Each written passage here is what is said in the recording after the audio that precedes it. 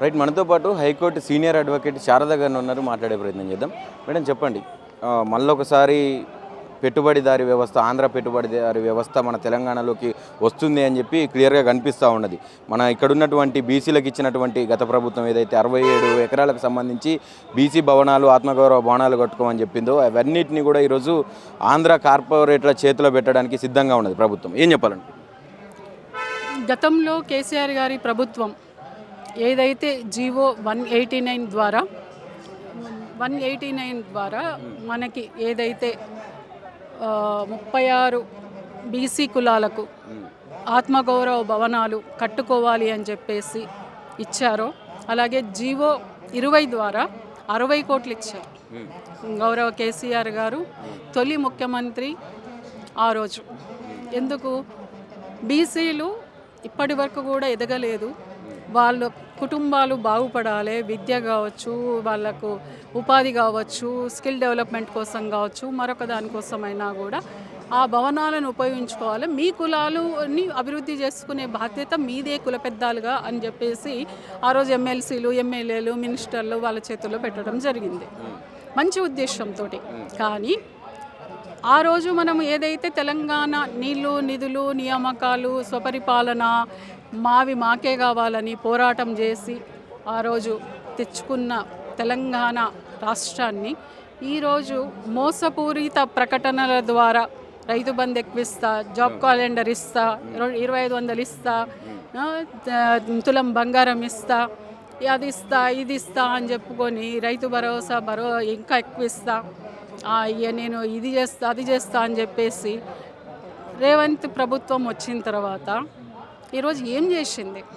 ఏం చేయలేదు, ఒక ఉచిత బస్సు తప్ప ఏం చేయలేదు. ఈరోజు లాస్ట్కు ఇప్పుడు కుర్మ సంఘం వాళ్ళు చెప్తున్నది చూస్తే విచిత్రంగా ఉంది. అద్భుతమైన కట్టడం, అది అద్భుతంగా ఉంది.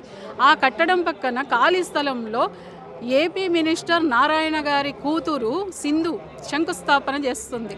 ఆడ బీసీ లీడర్లు నిలబడి ఉన్నారు, ఎమ్మెల్యేసు, ఇలా మన బీర్ల ఐలయ్య, వీళ్ళకేమైనా బుద్ధి, సిగ్గు, జ్ఞానం ఉందా? ఏ ఉద్దేశంతో ఇచ్చిండ్రు?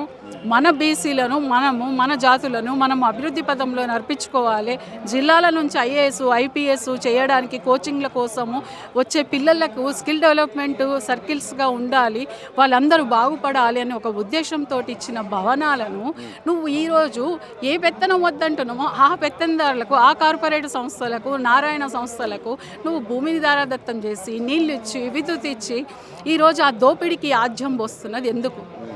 గురువుని చూసి శిష్యుని చూసి గురువు ఇద్దరు కలిసి దోచుకొని తింటున్నారు. మొత్తం ఇప్పటి వరకు దోచుకొని సరిపోలే, ఇంకా దోచుకొని ఈ కొత్తగా బీసీ అంటే వీళ్ళు ప్రభుత్వం నడిపిస్తున్నారా, రియల్ ఎస్టేట్ బిజినెస్ని నడిపిస్తున్నారా? వీళ్ళు ఏంది, వీళ్ళ అసలు ఆలోచన ఏంది, ఏమనుకుంటున్నారు? వీళ్ళనేమో 24/7 మన తెలంగాణలో ఉండమంటే ఎక్కడెక్కడో ఎన్నికల ప్రచారానికి పోతాడు. ఆడ కేరళ రాష్ట్రంకో ఇష్టం ఉన్నట్టు మాట్లాడితే ఆ పినరయి విజయ్ మూతి మీద కొట్టినట్టు చెప్పిండు, నీ తెలంగాణలో నువ్వేం చేసినావు మాకు తెలుసు, ఆడ మహిళలకు ఏం చేసినావు, కోటీశ్వరం చేసినావా, రైతు బంధు ఇచ్చినావా, జాబ్ క్యాలెండర్ ఇచ్చినావా, ఏ మొహం పెట్టుకొని వచ్చినావు సిగ్గు లేకుండా నా రాష్ట్రానికి? నా రాష్ట్రంలో అక్షరాస్యత ఫుల్ ఉంది, ఉద్యోగాలు ఉన్నాయి, నా రాష్ట్రం చాలా అభివృద్ధి చెందింది, నువ్వు పైసా కొనిరావు, నా కాలి గోటికి రావు, నువ్వు తెలంగాణ పోయి నీ సంగతి చూసుకో అని చెప్పిండు. నీ సిగ్గు బుద్ధి తీసేస్తే మాకు బాధనే కదా, నువ్వు పోయి మా సీఎంవే కదా, దీనిలో అంతగానో తిరిగితే మాకెంత బాధ అవుతుంది? మరి ఎందుకు పోతావు అక్కడికి? నువ్వు ఈడవా నిరుద్యోగులకు ఆడ ఛాయ్ తాగే మీ ఎవరు ఆయన రాహుల్ గాంధీ, మీ ప్రియాంక గాంధీ వచ్చి చెప్పే ఆడ అశోక్ నగర్లో కూర్చొని, మరి జాబ్ క్యాలెండర్ ఎక్కడవా, 2500 ఎక్కడవా, తులం బంగారం ఎక్కడవా? ఇవన్నీ ఏం చేయకుండా మా బీసీల కామారెడ్డి డిక్లరేషన్ అంటివి అది నడి సముద్రంలో కలగొట్టివి. ఈరోజు తెలంగాణ రాష్ట్రము 100 ఏళ్ళు వెనక్కిపోయింది. ఈరోజు తెలంగాణ రాష్ట్రము 100 ఏళ్ళు వెనక్కిపోయింది. 2.5 సంవత్సరాల లోపల విపరీతం నీళ్లు లేవు, నిధులు లేవు, నియామకాలు లేవు. పాలమూరు రంగారాజు ప్రాజెక్ట్ ఎప్పుడూ అయిపోవాలి, అది కాదు పక్కకు పెట్టేసి ఈరోజు గోలపల్లి అనే దగ్గరకు భూమి కోసం ఉరుకుతున్నాం. ఆడ కూడా రైతులని అది చేయడానికి, అంటే భూములు మొత్తాన్ని నువ్వు నాశనం చేసి మొత్తం అందరివి కొల్లగొట్టి అంత చేసేసి ఈరోజు తెలంగాణలో భూమి లేకుండా ఎస్సీ ఎస్టీ బీసీ మైనార్టీ భూములను దోసుకదింటున్నావు నువ్వు వివిధ రకాల రూపకాల లోపల. అంటే భూమి ఉండకూడదు మా బీసీల దగ్గర అని చెప్పి నువ్వు చాలా ప్రణాళికాబద్ధంగా మా భూములను కొల్లగొడుతున్నావు. మొత్తం ఎక్కడ చూస్తే అక్కడ ఓసీలు వచ్చి కూర్చుంటున్నారు. ఓసీలు మా భూముల మీద ఓసీల రాజ్యం, ఓసీల మా సీట్ల మీద కూర్చుంటున్నారు. నువ్వు క్రమంగా బీసీలను అనగదొక్కుతున్నావు, చంపేస్తున్నావు. ఎంతమంది రైతులు గతంలో చాలా మంది ఉండే మేడం, ఇప్పుడు ఎందుకు అలా పెదవులు వలుకుతలేవు అసలు సామాన్య ప్రజల తరపున? మేధావులు ఆయన పేర్లు చెప్పుకున్నారు ఇంతకుముందు, మేధావులు వాళ్ళు. కోదండరామ్ సారు నోరు పడిపోయింది, ఆకునూరి మురళి చెవులు మూసుకున్నాడు, కళ్ళు కనిపిస్తలేవు ఎవరికి, చెవులు ముక్కు కళ్ళు అన్నీ నోరు అన్నీ మూసుకున్నారు వీళ్ళు. ఇక మేధావులని ఎందుకంటారు? తెలంగాణ ఈరోజు నడి సముద్రంలో తుఫాన్లో చిక్కుకున్న నావలాగుంది. ఎవరు వస్తారు? ఏ మేధావి వస్తాడు? ఎక్కడి నుంచి వస్తాడు అని కాదు, ఎక్కడి నుంచి ఎవ్వరు రారు. మనమే నిలబడాలి, మనమే పోరాడాలి. తెచ్చుకున్న తెలంగాణ సమాజాన్ని ఈరోజు మనమే ఒక ప్రణాళికాబద్ధంగా మళ్ళీ పునర్నిర్మాణం చేసుకునే అగత్యం పట్టింది. పచ్చటి తెలంగాణ ముఖ్యమంత్రి అయ్యింది రేవంత్ రెడ్డి గారు. ముఖ్యమంత్రి చంద్రబాబు నాయుడు గారు లేకుంటే తెలంగాణలో ఈ హైదరాబాదు డెవలప్మెంట్ లేదు అని చెప్పి మాట్లాడిన సందర్భాలు కనిపించినాయి. ఏ వేదిక ఎక్కినా కూడా అనేక వేదికల మీద చంద్రబాబుని పొగడడం కావచ్చు, ఇక్కడ ఉన్నటువంటి రాజకీయ పరిణామాలు చంద్రబాబు గారి గురించి ప్రస్తావన వచ్చిన కొన్ని రోజుల వ్యవధిలోనే కొన్ని రాజకీయ పరిణామాలు జరుగుతూ ఉంటాయి. అంటే ఇవన్నీ చూస్తూ ఉంటే ఏమనిపిస్తూ ఉంటుంది?